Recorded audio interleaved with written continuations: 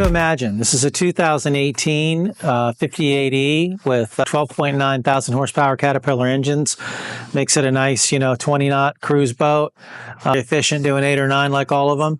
Really nice setup here with a beautiful transom that's just been buffed and waxed.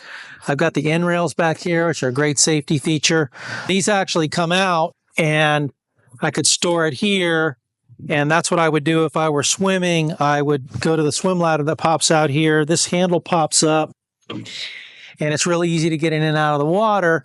This is also the place where I would tie up my dinghy. So I've got a cleat right there, a cleat right here. I would tie up my dinghy right here, and I would get on and off at the center of the dinghy here. So great Bahamas boat between the swim platform, the ease on and off, and the swim ladder. It's really easy. This transom door also opens really nice. So if I want to throw fenders or water toys or grandchildren junk in here, really nice setup for the Bahamas. Come on aboard and I'll take you around the outer deck first.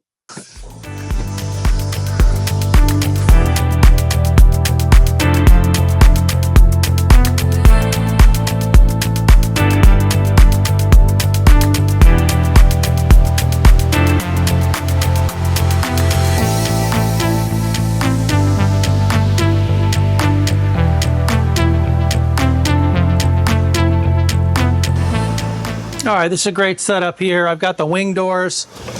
When you're running, you get some engine noise from the side there, wind or waves. Really nice to be able to close these off. Great cockpit setup. I've got room for, 3 chairs here, so this seats 6 people really, really well. I have a aft station here. Pops up. Honestly, I don't use this a lot. I like to know that it's here. When my wife and I are running a boat, one of the things I'll do is get this out and tell her, go ahead and run the stern thruster as you see fit. So if I'm paying attention up top with the yacht controller and, I can't tell if I'm about to hit an oyster over here or if she needs to get a little closer to hop off to get to a dock line, it doesn't mess me up if she just bumps the stern thruster left or right to make that final adjustment, and I don't have to worry so much. Let's walk around the side decks.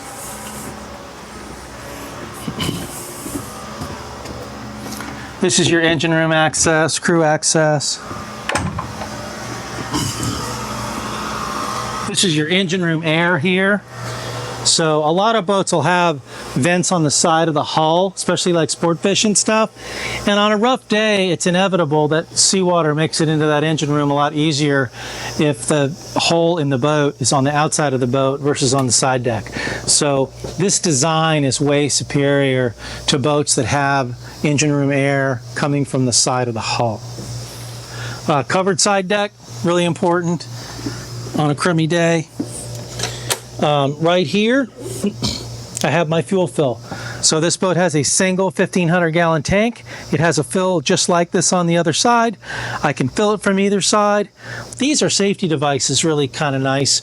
If there were ever a fire in the engine room or something, I pull these handles and it shuts a valve that causes all diesel fuel to stop running from the tank to anything else. And that's a big bronze valve, so it's fairly fireproof. A really great safety device.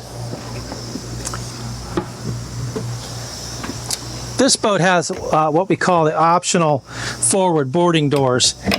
The reason for this door is sometimes you're in a place with a tall dock, Pier 66 in Fort Lauderdale, any commercial dock in the Bahamas.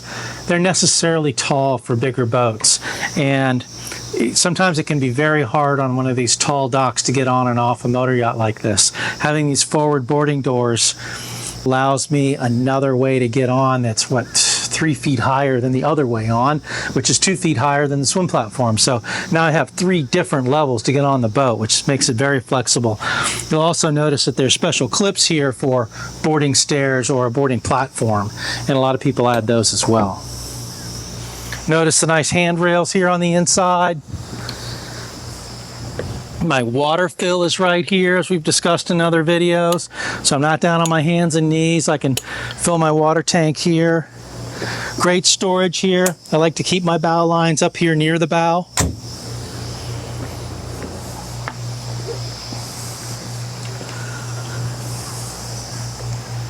The bow seating, I find when you're anchored out, It's 6:30. This is where you want to be because you're into the wind, because that's what happens when you anchor out. And when the sun goes down, this is the best spot on the boat. I have lockers up here, and that's a 50 amp cable master right there. And so I can plug in at the bow with two 50 amp cords. Fresh and salt water wash down there as well. Dual chain windlass, two different anchor types. So that anchor on the right is pretty good for softer bottoms like mud in a river like here. That real pointy anchor is better in a hard sand or shell bottom. Really nice to have two different anchors for different types of bottom. All right, let's go into the salon.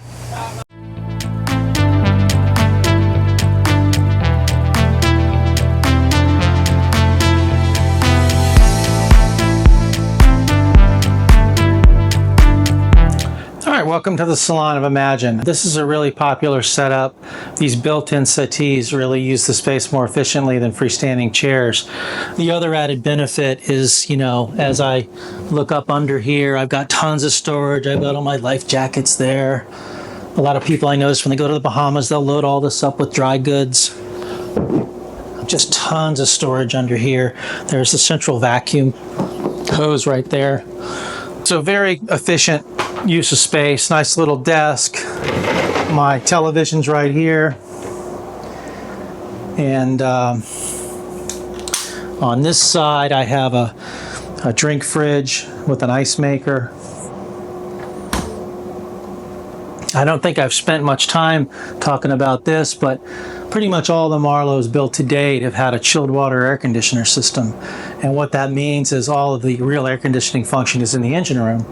So all I hear in a stateroom or in a salon is a fan running, and cold water runs around the boat, kind of like water baseboard heat, but with cold water. And so from every room in the boat, I can go in and I can see. Right now my loop temperature is 53 degrees. So there's 53 degree water running all the way around the boat. Right there, 54 right now. And that's what creates the coolness in this room. So all that this room needs is a little radiator thing and a fan and thermostat. And that's true in the pilot house, it's true in the master, it's true in the VIP. Much simpler system, much more robust system. This is how all your commercial buildings are built. Let's look at the electrical panel while we're here. So a little overwhelming when you first stare at it, but it's really simple. I have a port shore power cord and a starboard shore power cord. And I have a house system or a service system, and I have an air conditioning system. And right now I'm telling the air conditioning to get it from one cord, and I'm telling the house to get it from another cord. So I'm using two 50 amp cords. Power's coming in, the inverter charger's charging the batteries, and everything's running. If I were about to go underway, I would come up here and I would start a generator, and I would tell the house system to get its power from that generator. I would tell the air conditioning to get the power from that generator, and everything would work just the same. Really simple.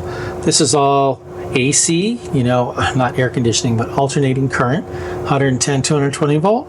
And then down here's my 24 volt. So my salon lights, my pilot house lights, those breakers, toilets, all those things, 24 volt things are here. So really, this is a very simple system. I think you'll figure it out in no time. All right, let's go up to the galley.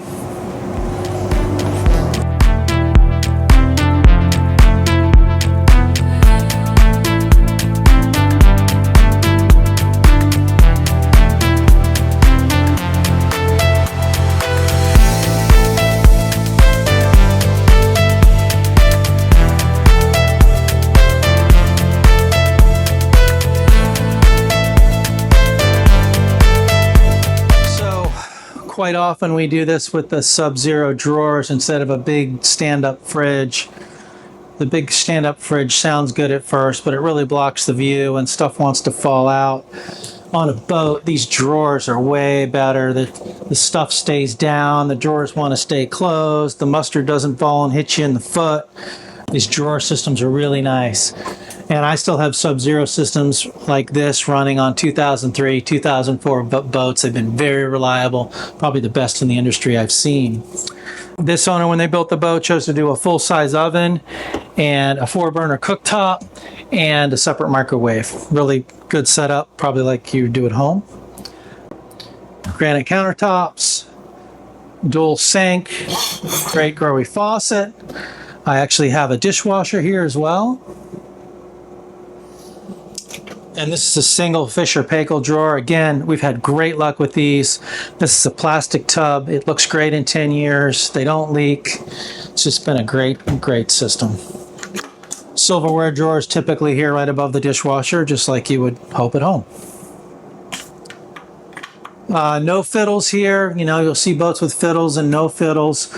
We always do a fiddle back there because stuff tends to want to slide along here. If you're running in rough seas, and that little lip will stop it. Really nice setup. This is a pretty neat feature. So let me turn on the breaker, sorry. This pulls out, and then there is a light and a fan, and this is really sucking out. This fan is actually behind the Flybridge, and there's a 4-inch hose going up there, so when you're cooking bacon or something, the smells and the steam is going out of the boat. Really a nice setup. Tons of storage in here. I find most people are putting their plates and cups here where it's convenient to the dishwasher. I always get asked about this. It's not storage, but you might as well see what it is. So when you have to work on a chart plotter or fix a VHF radio, instead of having to tear apart the boat, we made an access hatch. So I can stand on a little stool in here and I can hook up cables and I can replace components without breaking the seal on what's up there. This little tray right here, actually, there's a piece of conduit that feeds the wires down to the lower helm. So really nice design. David Marlow does a great job of providing access to all the stuff. In a lot of boats, you'd have to take down a headliner. You take down a headliner 3 times, it doesn't stay up. This is a much better way to do it. All right, let's go look at the lower helm.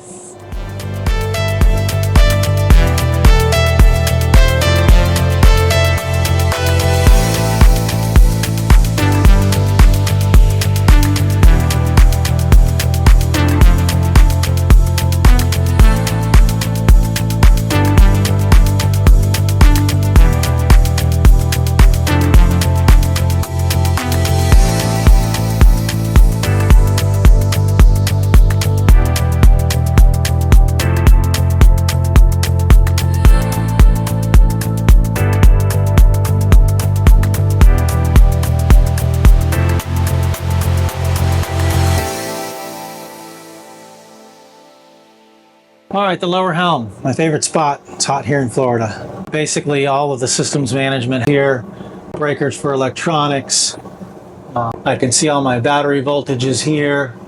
This is my inverter panel, so I can see that the inverter has power coming into it. If I took away power, it would tell me it was inverting. It would tell me how many watts I'm drawing. So I'm managing my electrical system from these two. And then this one, I've got fuel, water, holding tank, gray water tanks. So tanks, electricity, inverter, electricity, batteries, all right here. This diagram I love. What's 24? 24, engine room doors open. Yep, the engine room door's open. 13, sump pump is on. Not sure why that's on. I should probably turn that off. But anytime I see a bilge pump run, I'm going to switch spots with you here. Come on over to my other side. So I'm going to hit the lazarette bilge pump into manual mode. So every time that pump comes on, I see it. Anytime a bilge pump comes on, I see it. Great visual reference. 10 seconds, you know something's up.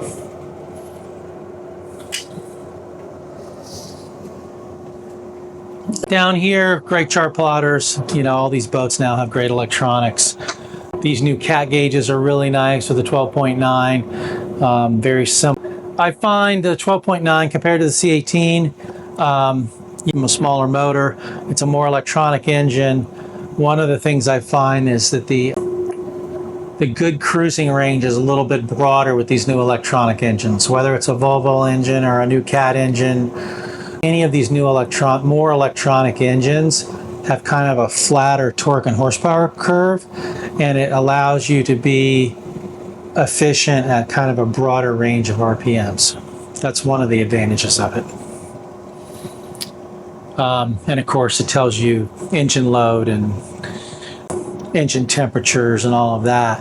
A really unique thing about this boat being a 2018 is I only have 887 hours on it. So I'm under 1,000 hours on this 2018 boat.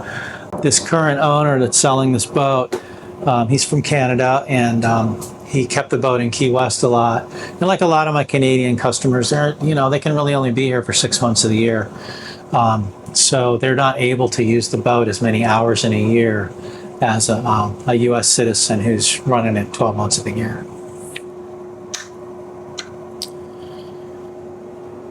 All right, let's go to lower deck.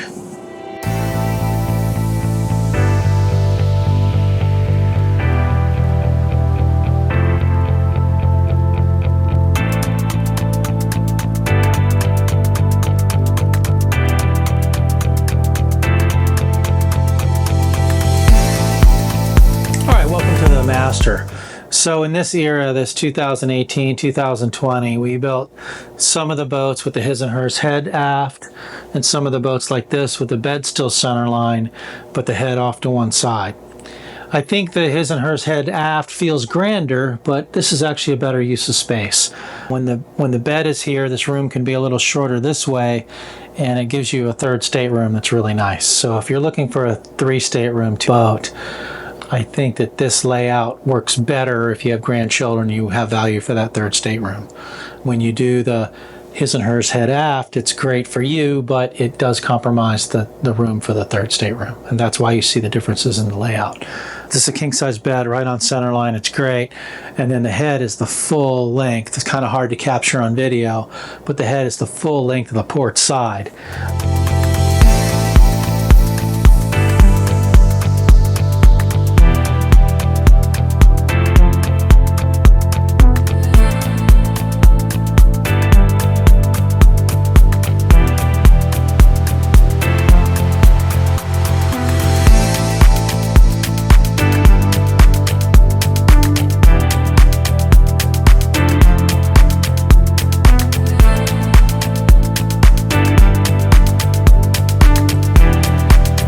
Up in the VIP. This is a queen width with the corners chopped off a little bit. Great room, nice big hanging lockers. He's got all his bedding in there. Storage drawers for your guests. Again, all dovetailed drawers, beautifully finished. This area down here, huge bilge area, and again, of course, it's a Marlow. It has a fully finished bilge, so that can be kept clean. Great place for cases of liquids, spare parts, empty suitcases. There's tons of room back there. That goes all the way back to the master step.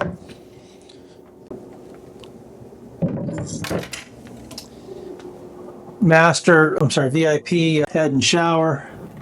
Again, I like to stand in the shower once in a while. Let you guys see that, it's a decent size working shower.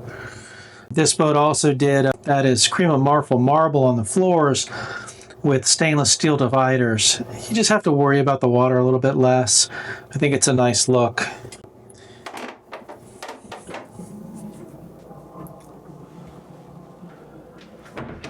All right, so now I want to show you this port guest stateroom that has its own head.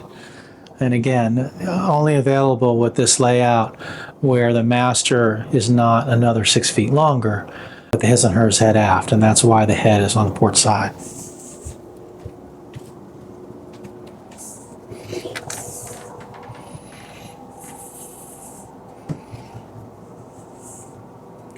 So I've got a couple of great grandchildren bunks. They have, of course, their own TV, their own storage. We've got a nice big hanging locker here.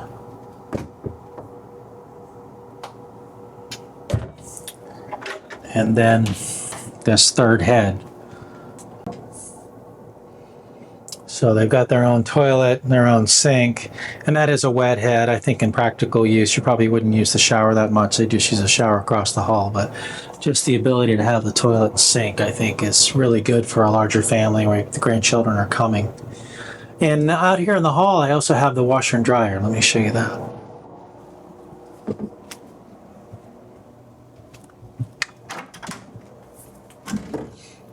So it's a real washer and dryer. These are Asco from Sweden. The dryer really vents out. The dryer really dries. Really nice setup.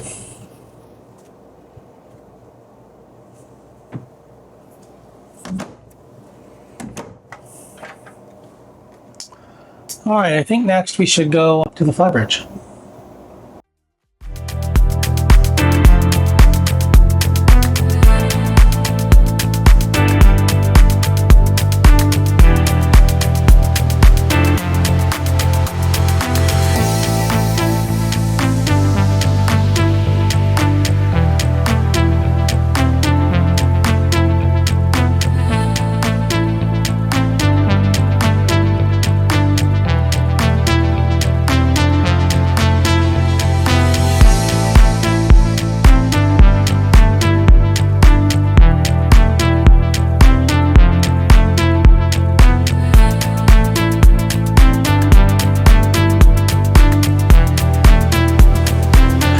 Great four-sided enclosure here. We don't really use the four-sided enclosure for weather as much here in Florida as we do to keep things clean. So when it's raining every day in the summer and you've got this enclosure, I can leave these cushions out. Boat's ready to go pretty quickly. I don't have to dry everything off. And then this center panel opens up here. These two side panels pin to here. So once I'm moving, I get plenty of airflow. And then up here I've got a Kenyan electric grill and a sink and another drink fridge with ice maker up here. Sorry I missed this cover, but that's a beautiful teak table under there.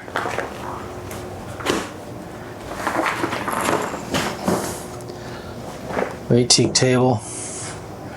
And I've got a 1,000-pound davit there. It's good for a 12, 13-foot dinghy. Boat doesn't come with the dinghy, but you supply your own dinghy here, and we could probably pick up anything that would fit up there in that 12, 13-foot range, either a rib or a hard-sided dinghy.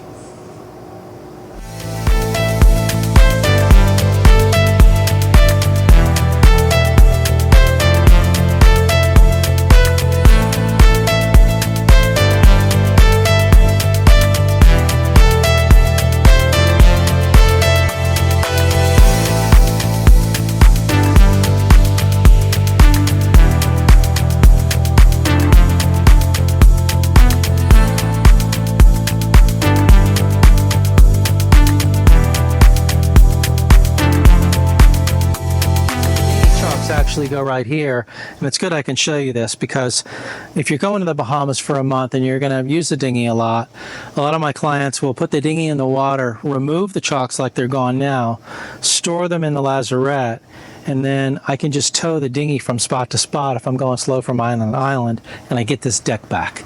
So I see a lot of people set up a couple of teak chairs here, a small teak table, and it just becomes another porch.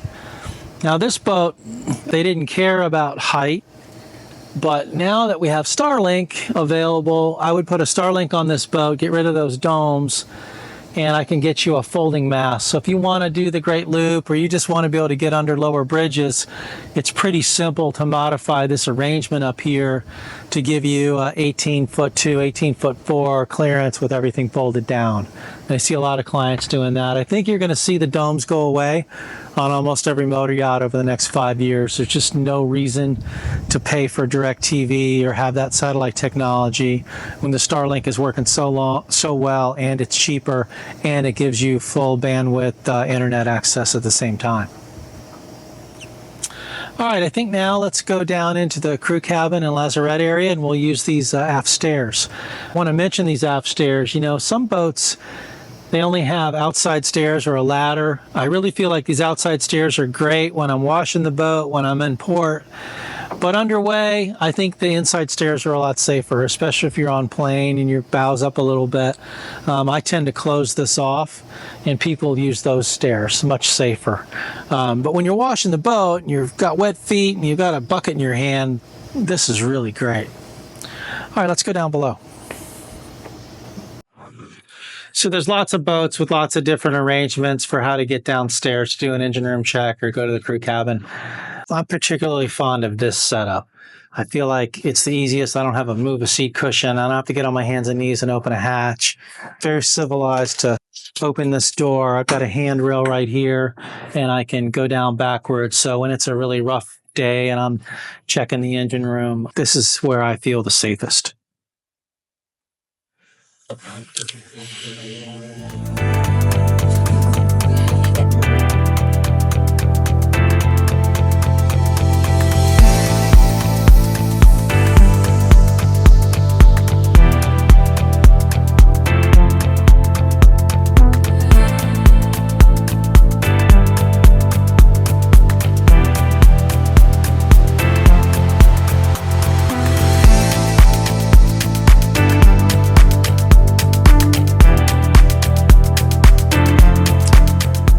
Okay, welcome to this crew quarter lazarette area. Pretty nice setup here. I've got 2 beds, which is great. So, again, grandchildren or crew, whatever you need to do.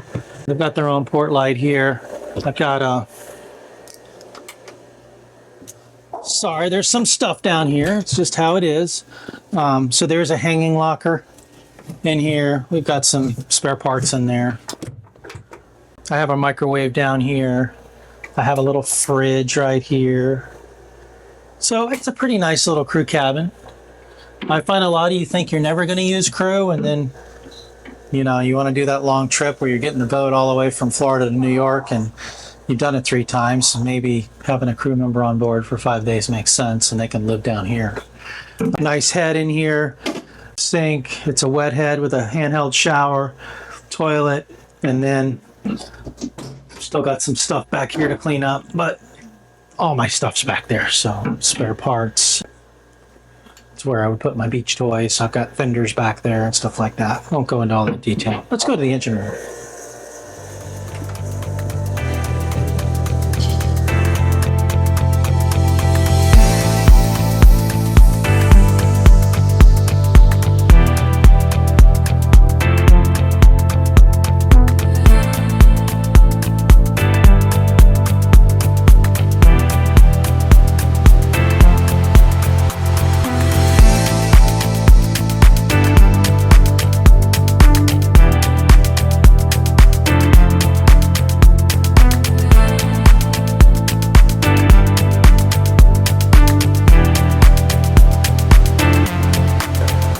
First thing you notice with these 12.9s compared to the C-18 is they're a lot more compact. It's a smaller engine, a little easier to get around this engine, smaller exhaust system, so it's easier to get under.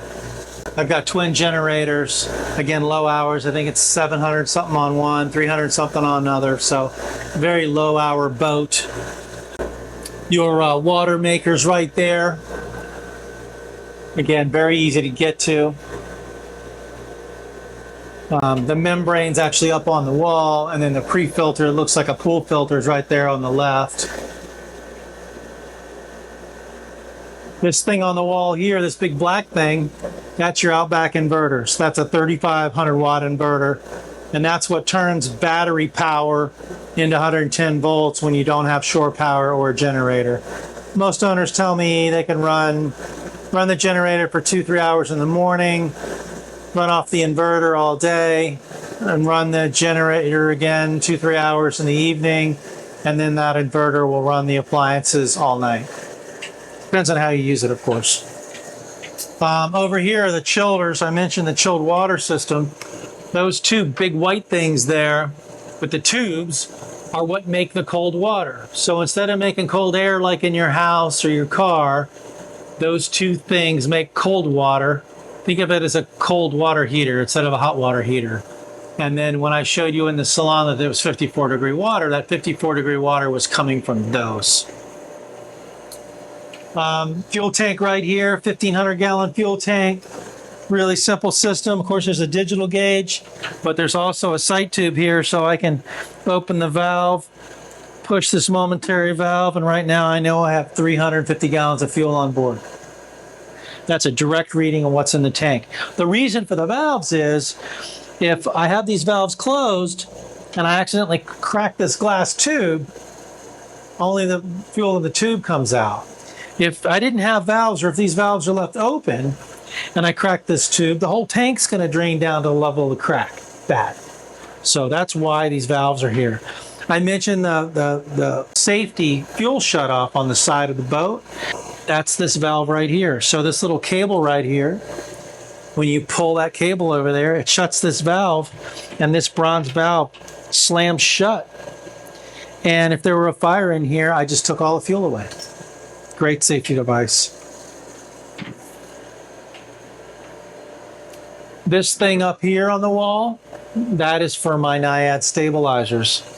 So there's a little hydraulic pump driven by both engines, and that reservoir has hydraulic oil in it.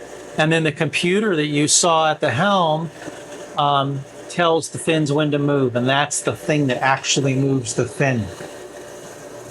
All right, we're going to switch spots now, and I'm going to go aft, and you're going to come forward. Okay, this is the shaft system. As you know, there's many different shaft systems we do on the boat. It's kind of up to the guy building the boat how we do it. They all have their pluses and minuses. This again is the most elegant solution. So instead of having a cutlass bearing and a dripless shaft seal that drips, what happens here is the oil in this reservoir is lubricating bearings and seals in a tube, and the shaft is running inside a tube with those bearings, and I don't have any salt water involved in that whole process. And because that's a thrust bearing, I have U-joints here, and those U-joints will correct for any shaft misalignment.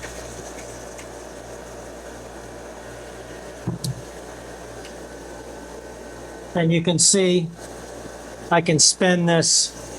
Now it's a 37-inch propeller. I can spin this with one finger. You could never do that with a cutlass bearing and a dripless shaft seal. So it takes a lot of the friction out, saves more fuel. Don't have to worry about engine alignment. We can use softer motor mounts. It's really the best solution, the most expensive solution, but the technically best solution to getting the power from the engine to the water. What else do we have over here? So over here I have a 24-volt battery charger.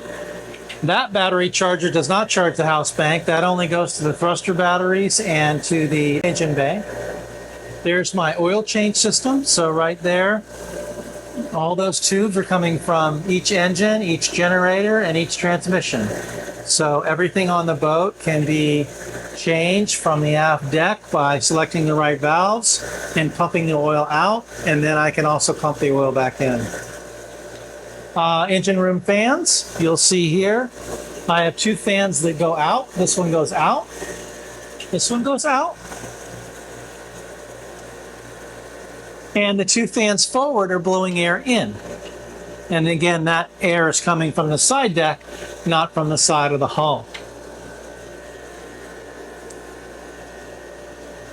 Another thing I want to point out in here are the engine room cameras. So I have one here looking at the back of this engine. I have one here looking at the back of this engine. Of course, that's where a lot of the problems are, the transmission and shaft seals and all that. And then forward, I have another wide-angle engine room camera that sees the whole thing. So when I'm sitting at either helm station, I can really see what's going on down here. All right, I hope you found that interesting, and if you have questions about the stuff we've talked about here, I'd be glad to come out to the boat and make you a private video or do FaceTime with you or something like that. Boat's available here for sale. It's at Marlow Marine. Just got here 2 weeks ago. There's a lot of interest in it. If you've been looking for a 58, I think it's the best time I've seen in my career for finding the right 58. There's 4 or 5 58s on the market now. They're all a little bit different engines, different thruster packages, stuff like that. So if you've been waiting for a 58 that fits you, I think it's a good time to come, and I can show you 3 58s in a day right now. So call me anytime. Thank you very much.